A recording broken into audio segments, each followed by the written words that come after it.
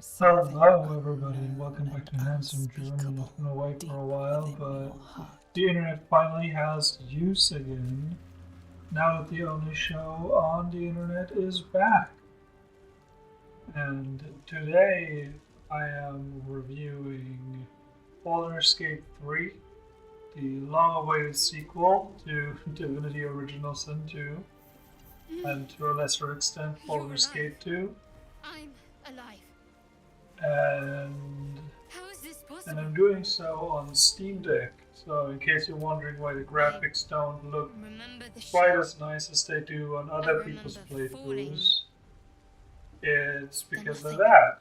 I recently purchased a Steam Deck, I'm loving it, and I'm incredibly relieved that the game works on Steam Deck at all. Now, you've probably already heard about Baldur's Gate 3 being good. Maybe you've already played it and you just want to listen to somebody else talk about how nice it is. Or you're thinking about buying a Steam Deck and aren't quite sure if it's going to allow you to play Baldur's Gate 3. Now, the good news is that yes, you will be able to play Baldur's Gate 3 on the Steam Deck. And it's not all bad for the most part.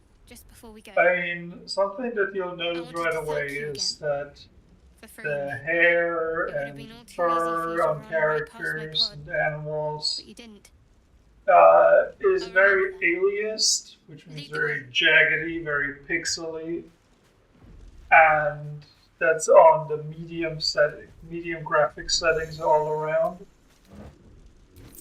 But for the first two acts of the game, you get a pretty good 30 to 40 FPS out of the game without too many problems, and that's nice. That's great.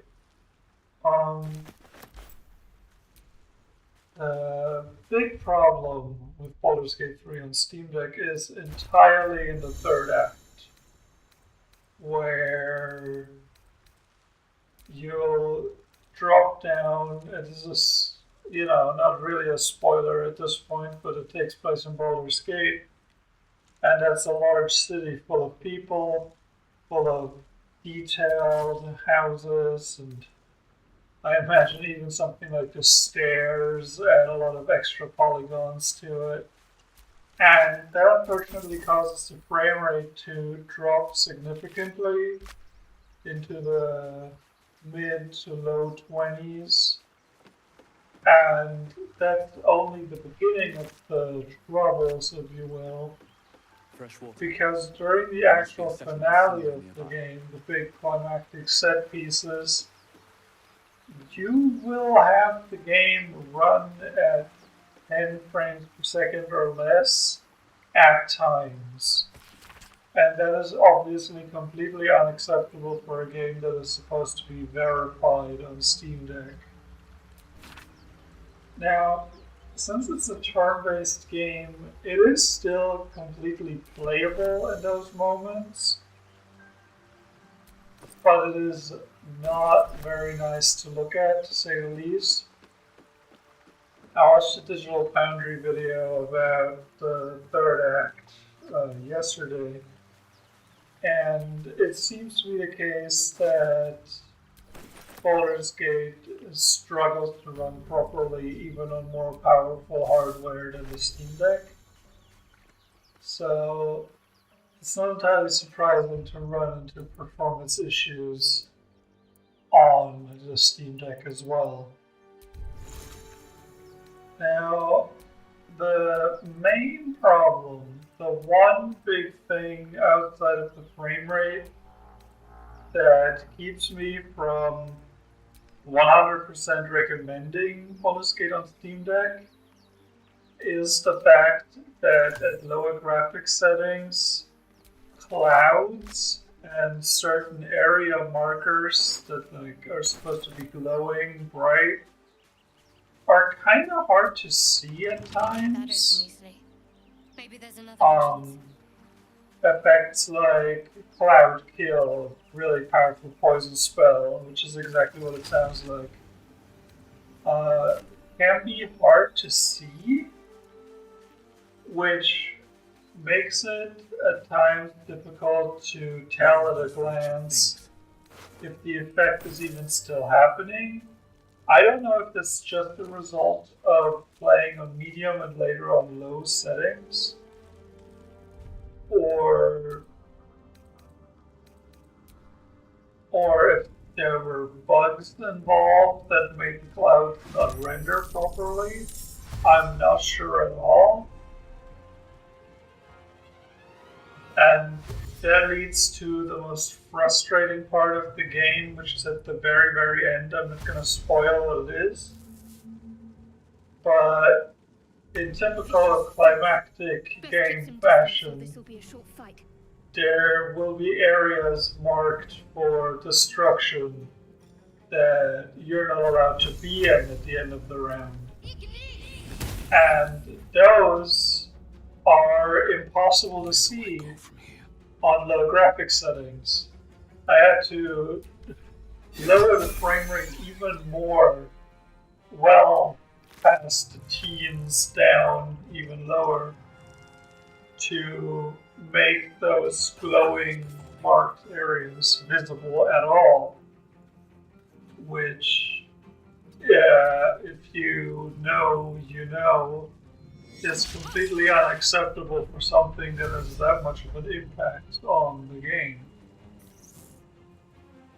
Now, with all of that Steam Deck specific stuff taken care of, I do recommend that if you own a PC or a PlayStation 5 and you like RPGs at all, you should probably check out Baldur's Gate 3.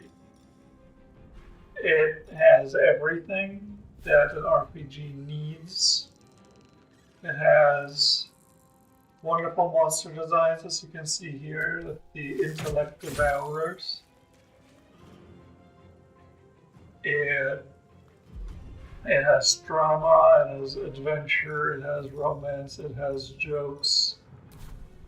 It has a little bit of everything. And really, the only issues I have with the game are all technical. Heading there. Like, yeah, the frustrating part at the end of the game would be a lot less frustrating if the zones marked for destruction were more clearly visible. Yeah, the game bugs out a lot, especially during conversations where characters will reference things that never happened, where characters in Act 3 will talk about a celebration that took place in Act 1 as if it was happening right now.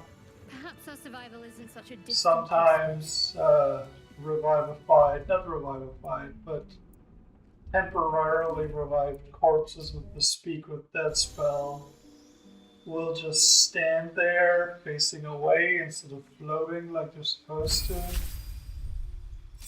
But all of that is very easy to forgive if you consider how massive this game is. The fact that it's only $60, which is very nice for a modern AAA quote unquote video game. The only DLC it has was the deluxe edition, which adds a couple of super optional cosmetic items, and that's it. There's no nonsense happening here, and I didn't even use those items for the entire playthrough, and it doesn't really shove them down your throat either. So, yeah, the story is great, the combat is great. It is highly tactical. It offers a lot of different options for tackling enemies. Leveling up is a joy, though some classes are more interesting to level up than others. If you take, for example, the ranger that I was playing as, I could go for heavily armored Beastmaster mode, which not only allowed my character to have a ridiculous armor class, but also allowed me to have a little boar companion, who later became a really big boar companion by my side at all times, which was just fantastic. Especially the way it kind of broke the AI when they didn't know whether to run away or to run up to it and try to shoo it away. So that was fun. That was a very minor issue. It doesn't break the game in any way. It's not that like that characters will refuse to talk to you while you have an animal companion. They might just be a little more difficult to catch up with. So rangers are interesting. Barbarians, on the other hand, not so much. They get a lot of level ups where they just get a health increase and a new passive ability, which is a little underwhelming if you compare it to the original Sin games. But all in all, it's still pretty much guaranteed that everyone who doesn't look up a guide is going to have their own unique character and slightly unique play style to it, depending on how you combine certain feats and subclasses. So that's excellent. Although again, the spell casting classes get a lot more options for leveling up. But that's okay. That's just how the game works. And that's how the game should work, considering that some people don't want to go through all the trouble of selecting new spells every level and keeping track of spell slots. Some people just want to hit things with sword, and for those people, those classes definitely exist and are perfectly viable and powerful. So that's great. Um, Loot in the game, which is obviously very important in an RPG, is a lot of fun to collect. It's a lot of fun to get your characters out with, especially considering that for characters that don't wear armor or don't wear heavy armor, you're gonna get a lot of side grade kinds of items, like Shadow Heart here. Pretty early on, I found an item that made it so whenever she heals someone, they also get the Blade Ward passive effect, which essentially halves physical weapon damage against the character. And if you combine that with a mass heal that she learns later on, you can kit out your entire team with a temporary half weapon damage buff, which is incredibly powerful and so useful that I kept it from the beginning of the game all the way to the very, very end.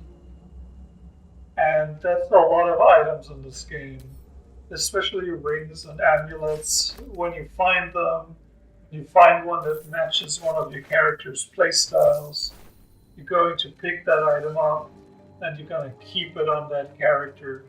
You're not going to constantly be replacing all the gear on your guys, which is nice, I think. The fact that new items are an option and not necessarily a straight upgrade.